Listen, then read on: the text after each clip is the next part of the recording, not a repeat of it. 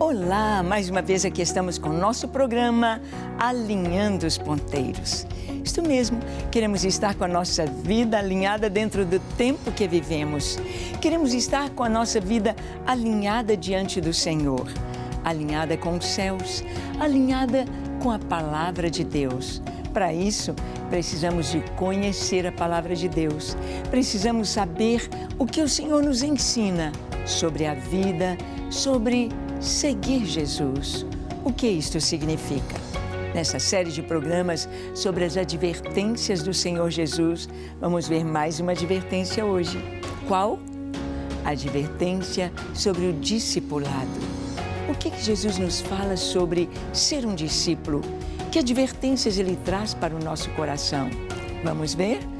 Deixe seu coração aberto e pronto para ouvir Deus. O Espírito Santo vai falar com você, pois o programa Alinhando os Ponteiros já começou.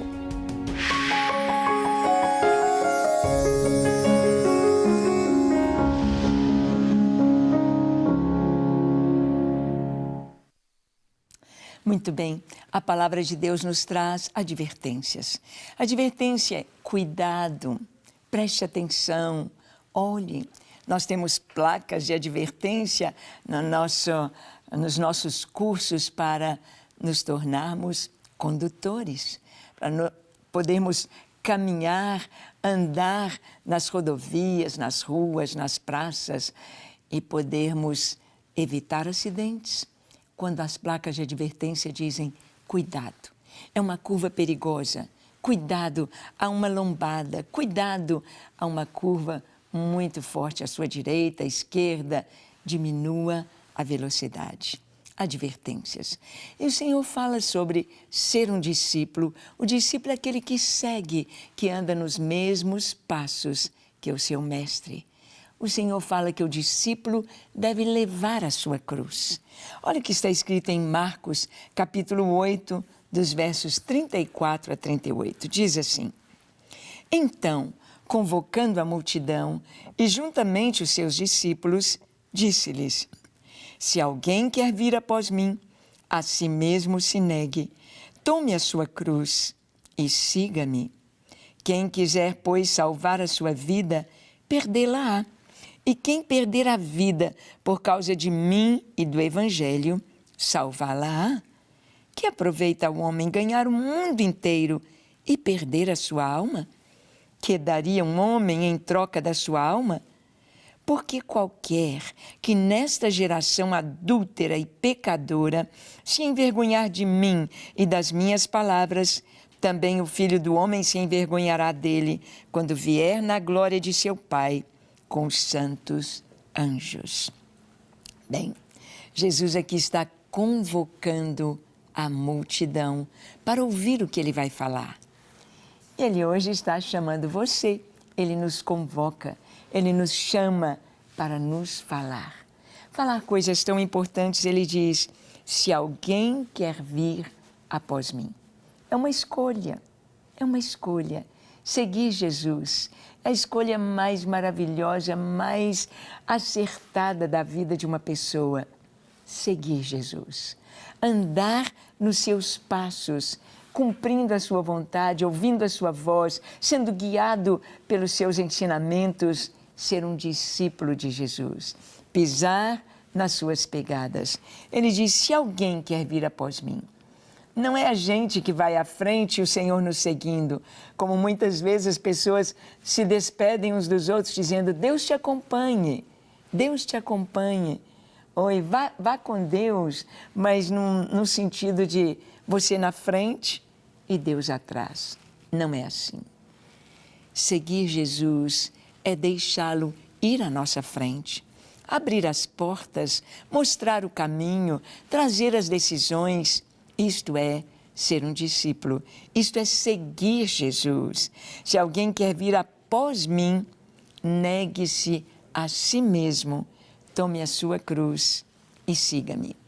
O que significava para uma pessoa na época de Jesus, aquela multidão que estava ouvindo o Senhor falar, o que significava tomar a sua cruz? A morte de cruz era uma morte muito cruel, era uma morte com tormento, lenta, muito difícil, era mesmo como o Império Romano dando uma lição às pessoas, dizendo, olha, não façam como este homem fez, não sigam o caminho dele, porque olha o que está acontecendo com ele. Era uma morte com muita tortura, muito lenta, com muita dor, muito sofrimento.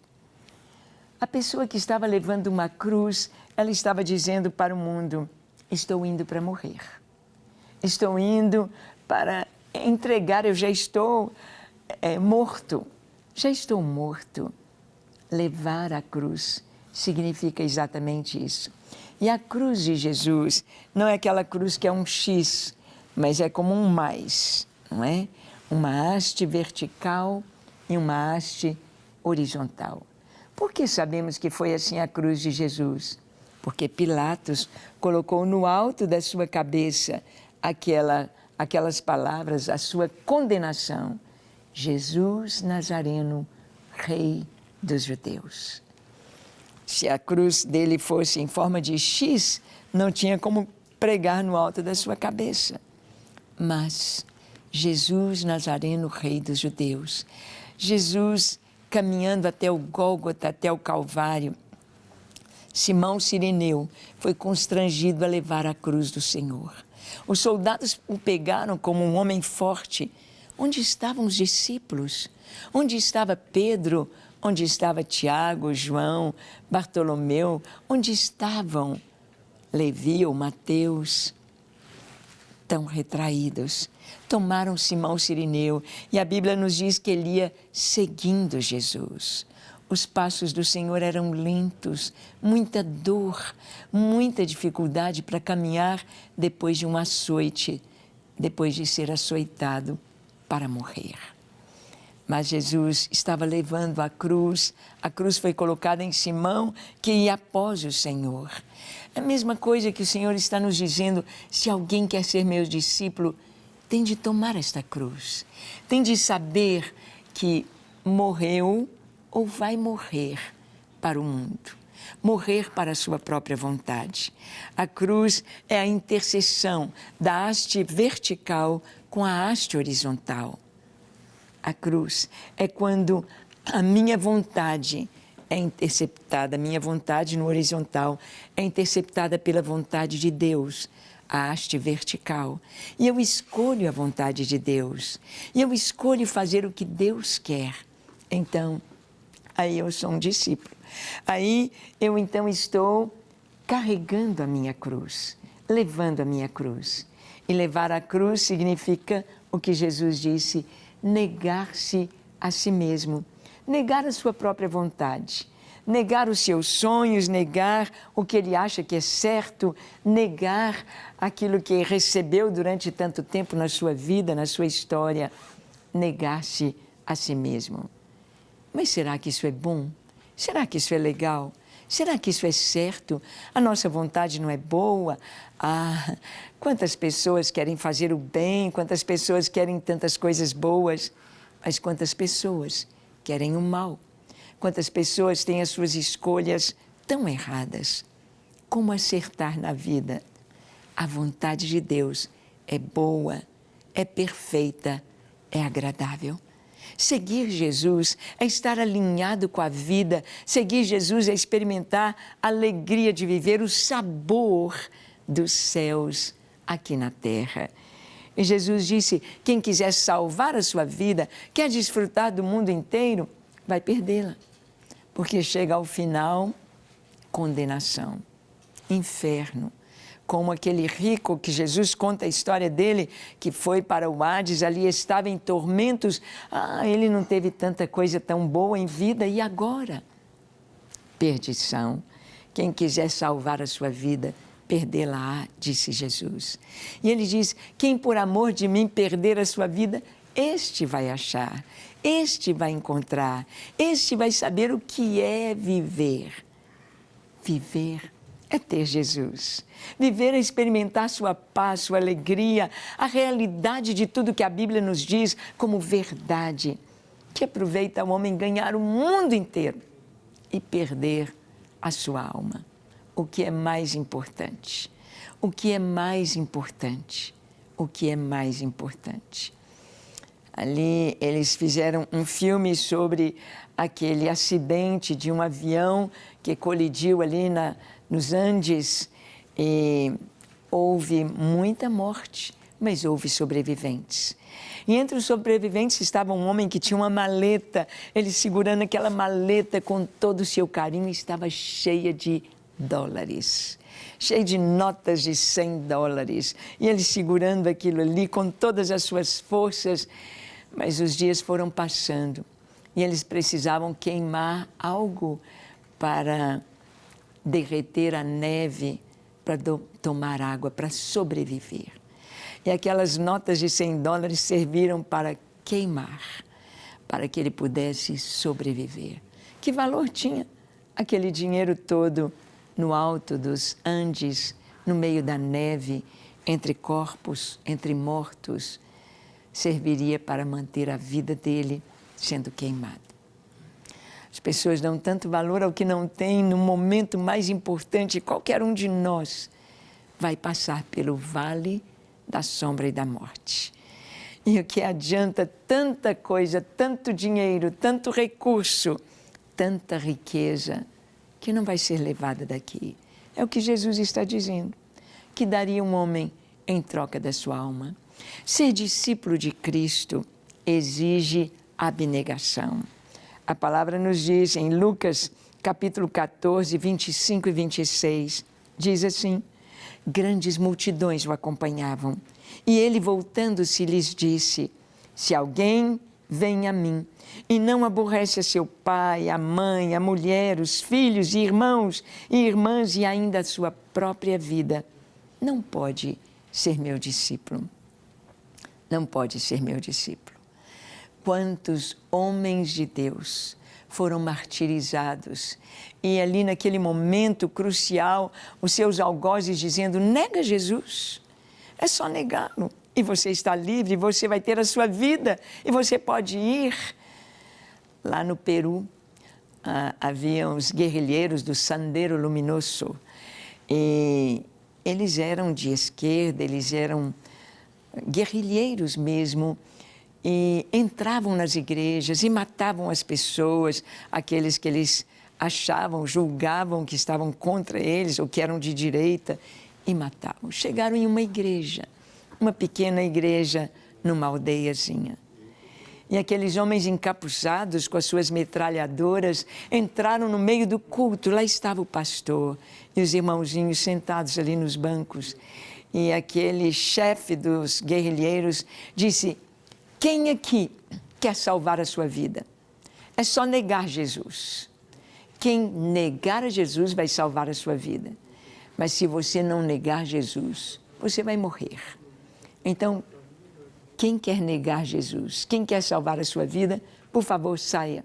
Saia por essa porta. E algumas pessoas saíram, se levantaram, saíram. E ele olhou para aqueles que ali estavam e disse: vocês não querem sair também, não? Vocês estão prontos a morrer pelo seu Jesus? Vocês estão prontos a morrer pelo seu Cristo? E eram exatamente 12 pessoas, a história é real. 12 pessoas, 11 e mais o pastor. A família do pastor ali estava. E alguns irmãos, eram 12. E eles disseram: não vamos negar Jesus. Então eles ouviram lá fora os tiros de metralhadora. E ficaram assustados, porque eles estavam esperando que eles seriam mortos. E aquele chefe do Sendero Luminoso disse: aquela corja, aquelas pessoas que negaram o seu Jesus, que não estavam prontas a morrer por ele, não mereciam viver. Nós estamos prontos a morrer pela nossa causa e vocês sairão livres, porque vocês estão prontos a morrer pelo seu Jesus. Essa história se espalha pelo Peru e houve um avivamento naquele tempo. É necessário que entendamos que seguir o Senhor é seguir com tudo que somos e temos. Aqui no Brasil é tão fácil seguir Jesus. Mas vai lá nas nações de maioria islâmica, de maioria pagã lá na Ásia, vai lá onde o hinduísmo impera na Índia, vai na China onde o budismo impera e agora o comunismo, o ateísmo, vai lá ver a perseguição. Vai experimentar nas nações da África, do norte da África, com 90% de islâmicos, vai experimentar ser um cristão ali. O Senhor disse, quem não negar? Negar não significa abandonar, não significa mandar embora, não. Significa colocar a família no devido lugar. Primeiro, Deus. Primeiro, Jesus. E por amor a Jesus, estar pronto a morrer por Ele. Temos histórias fantásticas sobre isso, sobre o discipulado. Por isso, para ser um discípulo de Jesus, é preciso fazer alguns cálculos. É preciso calcular o que deve ser feito para se tornar um discípulo de Jesus. Vamos ver o que Jesus ensina.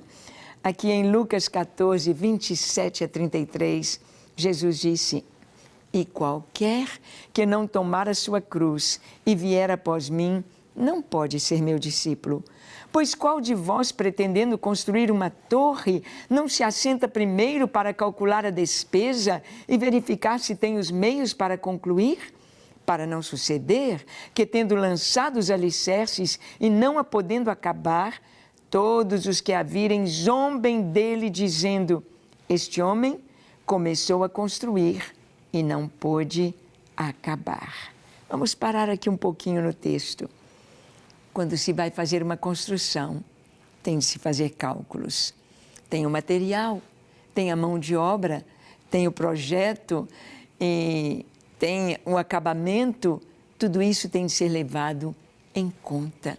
Tudo isso tem de ser colocado na ponta do lápis, para que não comece a construir, não comece a fazer a obra, a construção, e pare no meio do caminho, porque não teve dinheiro para terminar. Jesus está dizendo que o discipulado, ou ser discípulo de Jesus, caminhar com Ele, andar nos seus passos, sabe o que você está fazendo? Uma construção para a vida eterna, uma construção lá em cima, onde não tem ladrão, onde não tem traça, uma construção onde você realmente estará habitando eternamente. O que você está construindo com a sua vida? É importante saber que não podemos começar e parar no meio do caminho. Senão as pessoas vão dizer, ele começou e não conseguiu terminar. Ah, quantas pessoas param no meio do caminho, se desviam do caminho, não seguem Jesus, começam até bem, mas vão se contaminando com o mundo, com as coisas do mundo, vão achando que tudo é lícito, que tudo pode, quem sabe um pouquinho de vinho, e depois a bebida toma conta, o mundanismo. Não conseguiu seguir Jesus, não conseguiu abandonar tudo para segui-lo. E não só os cálculos devem ser feitos para uma construção, mas também como uma guerra.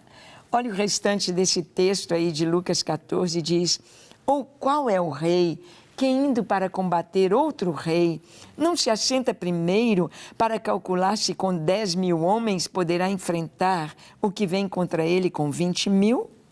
Caso contrário, estando o outro ainda longe, envia-lhe uma embaixada pedindo condições de paz.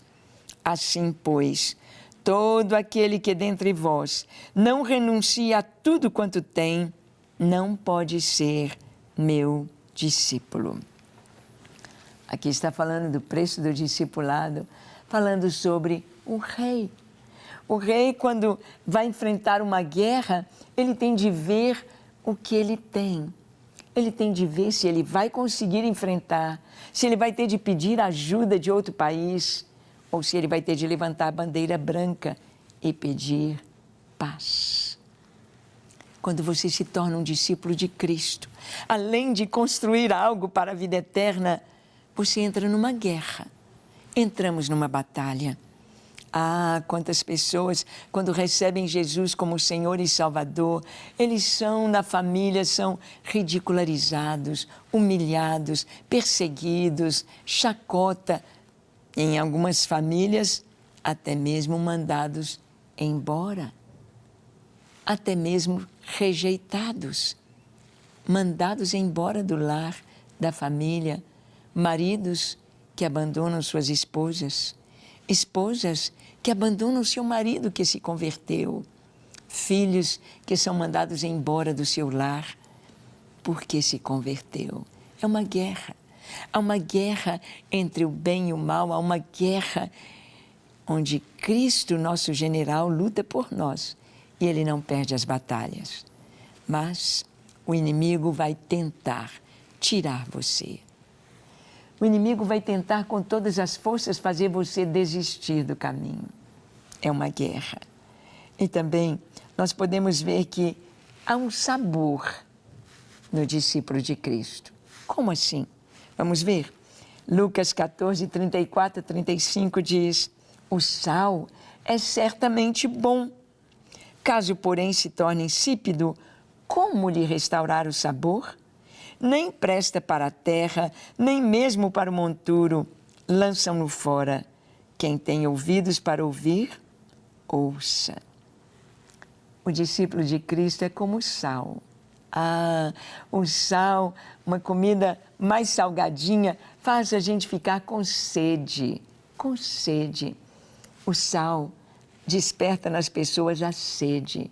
Você que é um discípulo de Jesus, na sua família, no seu trabalho, por onde você passa, as pessoas admiram e falam: que sabor é esse?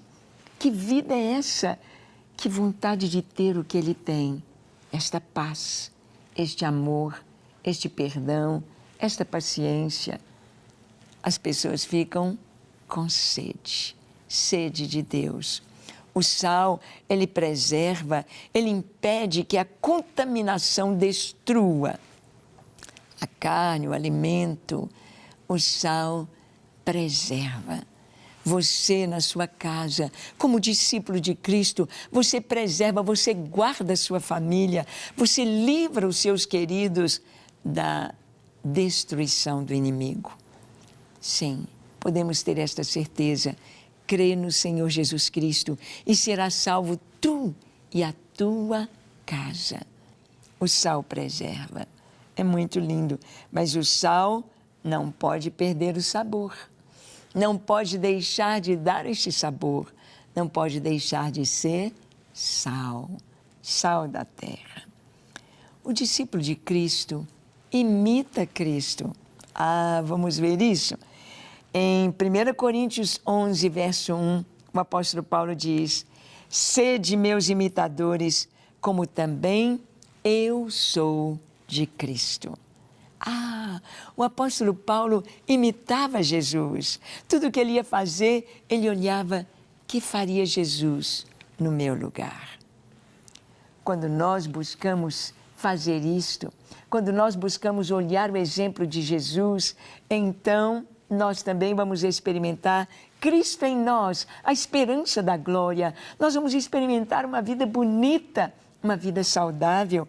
Como Paulo diz em Efésios 5, 1 e 2, sede, pois, imitadores de Deus como filhos amados, e andai em amor, como também Cristo nos amou e se entregou a si mesmo por nós, como oferta e sacrifício a Deus em aroma suave.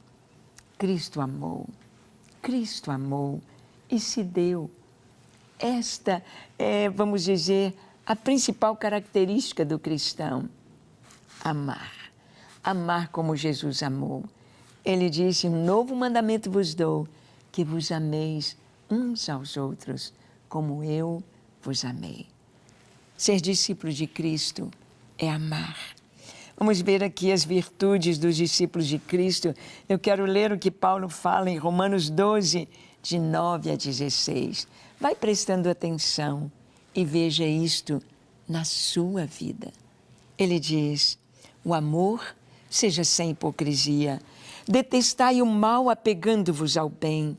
Amai-vos cordialmente uns aos outros com amor fraternal, preferindo-vos em honra uns aos outros. No zelo, não sejais remissos, sede fervorosos de espírito, servindo ao Senhor. Regozijai-vos na esperança, sede pacientes na tribulação e na oração perseverantes. Compartilhai as necessidades dos santos, praticai a hospitalidade, abençoai os que vos perseguem, abençoai e não amaldiçoeis. Alegrai-vos com os que se alegram, chorai com os que choram. Tende o mesmo sentimento uns para com os outros. Em lugar de serdes orgulhosos, condescendei com o que é humilde. Não sejais sábios aos vossos próprios olhos. Detestai o mal, apegai-vos ao bem. É uma escolha. Seguir Jesus é andar na luz. Seguir Jesus é amar o Senhor. Seguir Jesus é viver a palavra estando alinhado com ela. Vamos orar? Feche seus olhos, curve a sua fronte e de verdade e de todo o coração, ore comigo dizendo assim: Senhor, eu quero ser discípulo teu. Eu quero andar como Jesus andou, quero andar nos teus caminhos, quero fazer a tua vontade, amar, perdoar, servir, ter um coração agradecido. Eu quero ser teu discípulo, quero levar a minha cruz e seguir-te. Quero ser o sal da terra e luz do mundo. Ajuda-me, perdoa-me, lava-me, ensina-me e dá-me a tua presença a cada momento, a cada passo, em nome de Jesus. Amém, amém e amém. Graças a Deus.